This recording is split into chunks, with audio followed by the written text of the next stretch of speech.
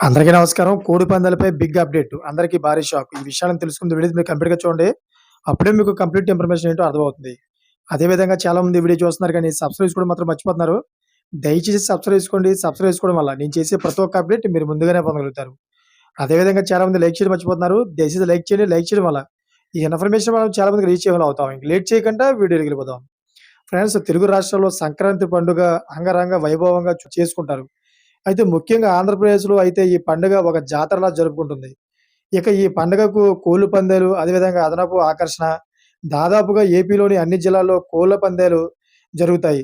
పండుగ 2 వారాలు ముందు నుంచి కోడి పందాలు బరులు సిద్ధమవుతుంటాయి. అయితే పండుగ సందర్భంగా కోళ్ల పందెం ప్రియులకు పోలీసులు భారీ షాక్ ఇచ్చారు.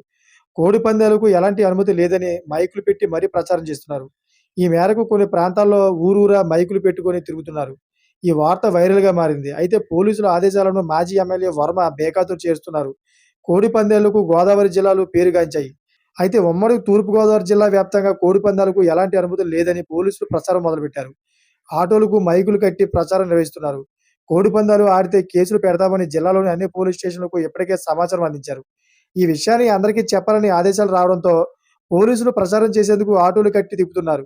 తమ సంస్కృతి అయిన కోడి పందాలకు అనుమతి ఇవ్వకపోవడంపై ఉభయ గోదావరి జిల్లా ప్రజలు తప్పుపడుతున్నారు. పరిస్థితి ఇలా ఉంటే ఈ పోలీసులను ఆదేశాలను పిఠాపురం మాజీ ఎమ్మెల్యే, టీడీపీ నియోజకవర్గ ఇన్ఛార్జ్ ఎస్వీఎన్ఎన్ వర్మ బేఖాతరు చేస్తున్నారు. పోలీసులకు బస్తి మీద సవాల్ అంటున్నారు.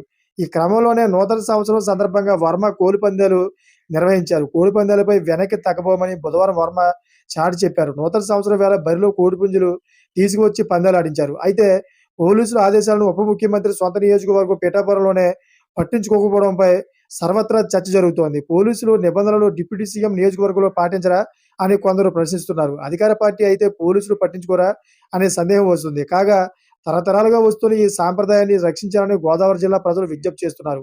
తమిళనాడులో జల్లికట్టు మాదిరి ఏపీలో కోడిపందాలు అని చెబుతున్నారు.